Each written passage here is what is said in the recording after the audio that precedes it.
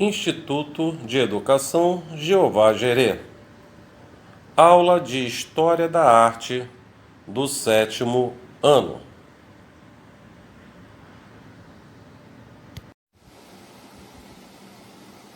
Oi pessoal, aqui é o professor Maxwell e hoje eu vou dar aula de História da Arte para o 7º ano. Nós vamos ver sobre o barroco, tá? A arte barroca. Vocês podem pegar o livro de vocês e até ver aí a partir da página 2, capítulo 2. Eu vou ler aqui um texto que está aqui do livro e eu queria que vocês prestassem atenção aí, tá? Em sua origem, a palavra barroco significa algo grotesco, disforme, extravagante, provavelmente pela associação com o termo barroco, nome dado às pérolas irregulares e mal formadas. O termo foi cunhado por críticos do movimento tempos depois de ele ter acabado, com a intervenção de críticas às obras de arte que expressaram com muita validade um período da Europa que se encontrava em meio às transformações dos confrontos religiosos. O barroco coincide com um período histórico em que os europeus se dividiam entre o material e o espiritual, a razão e a fé. Foi sobretudo a época em que a Igreja Católica buscava afirmar seus valores e ideais, utilizando a arte para representar as narrativas bíblicas, na tentativa de desenvolver nas pessoas o fervor religioso. Então, aqui vocês estão vendo que o barroco ele vai surgir na Europa e realmente é um período na qual muitos artistas dizem que lá naquela época eles criticavam a arte barroca, principalmente por ela ser extravagante demais, diferente do Renascimento.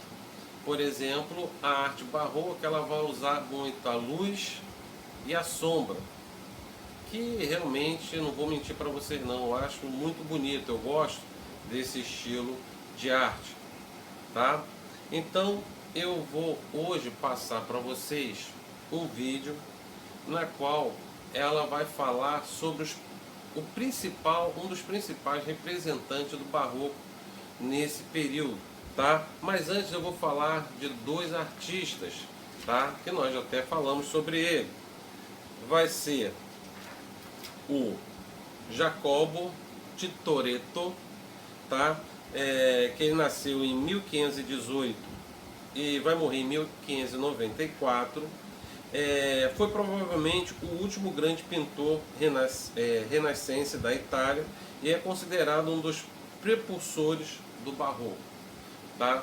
Então, Jacopo Tintoretto, ele vai começar suas obras no estilo renascentista, tá? E depois, por causa de um outro artista que ele vai ver as suas pinturas, vai começar a pintar nesse tipo de estilo. No caso aí de Michelangelo Merisi, tá? Conhecido como Caravaggio. E também temos o Rembrandt, que nasceu em 1606 a 1669. Foi um pintor e gravador holandês, considerado um dos mais expressivos artistas do barroco europeu.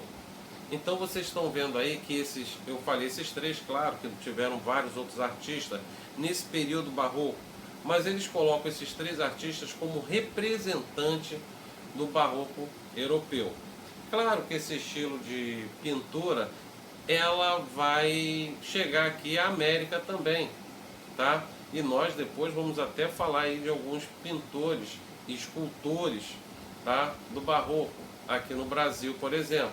Tá? Então eles vai começar na Europa, tá? Vai ser um estilo que vai ser criticado, mas normalmente depois do período barroco, mas ele vai chegar aqui à América, principalmente aqui na América Latina, tá?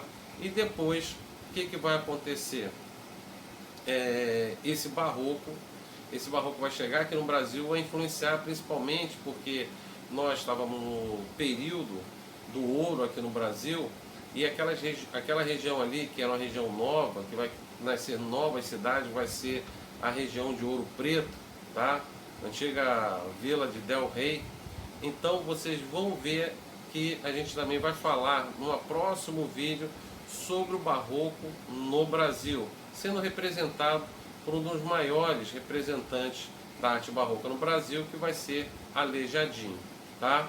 Então vamos ver o vídeo aí e depois vocês dê a opinião de vocês, que eu vou passar para vocês o vídeo de um dos maiores representantes do barroco na Europa, que vai ser Michelangelo Merese Caravaggio, tá? Veja o vídeo e depois eu falo com vocês. O pintor Caravaggio nasceu em 1571 e morreu em 1610. Foi um pintor italiano, o mais revolucionário artista do barroco, reconhecido pela grande expressividade de suas obras e pelo espetacular contraste entre a luz e a sombra. Michelangelo Merese, o Caravaggio, nasceu na pequena vila lombarda de Caravaggio, que mais tarde incorporou ao seu nome.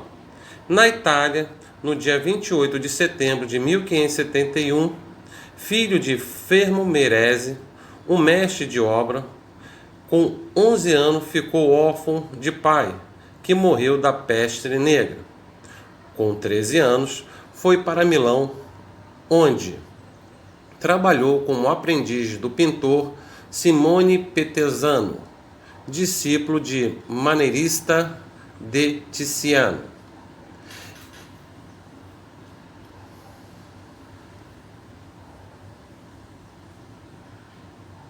Em 1592, Caravaggio foi para Roma, onde trabalhou no ateliê de Giuseppe Cesare, e logo se destacou não só por sua originalidade, mas também por sua vida irregular em que se sucedia brigas e episódios que revelavam seu caráter tempestuoso.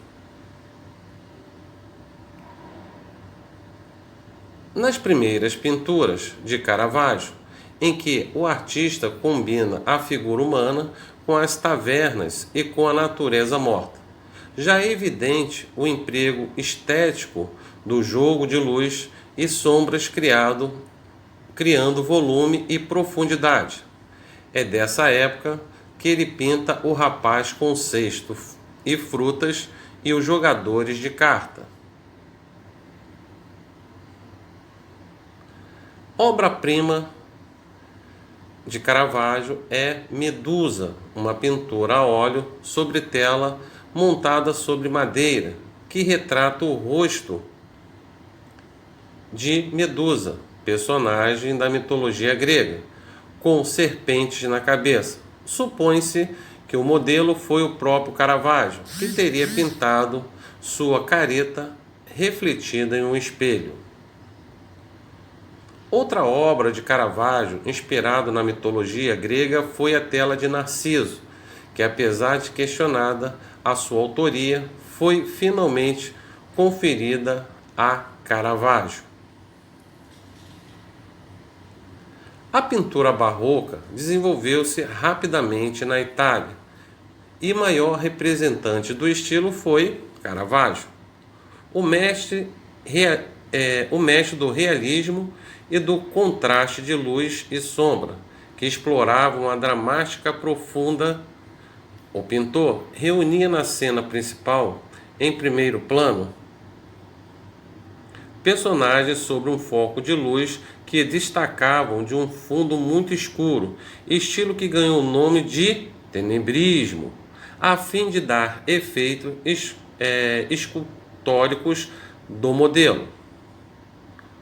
Sob temáticas religiosas e dominadas por uma intensa ação dramática, Caravaggio realizou diversas obras-primas do barroco, encomendas pelas igrejas, entre ele Vocação de São Mateus, o Martírio de São Mateus e o Anjo, para os retábulos da igreja de São Luigi de Francise, em Roma, a crucificação de São Pedro e a convenção de Pedro, para a igreja de Santa Maria del Popolo, em Roma.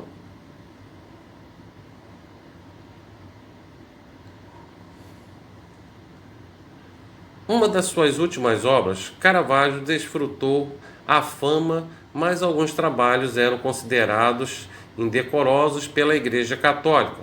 Feito sob uma encomenda, a obra A Morte da Virgem foi recusada por contrariar o dogma da Ascensão de Maria, que foi retratada com um vestido vermelho e parte das pernas de fora. Sempre envolvido em intrigas, em 1606, Caravaggio matou um adversário durante um jogo e se viu obrigado a fugir de Roma. E nos anos seguintes, percorreu várias cidades até chegar à ilha de Malta, onde pintou Decapitação de São João Batista, na Catedral de La Valletta.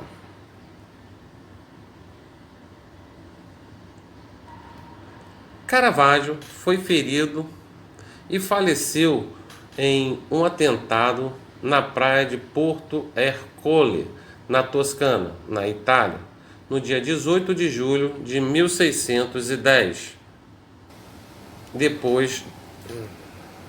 E aí, pessoal, viram o vídeo?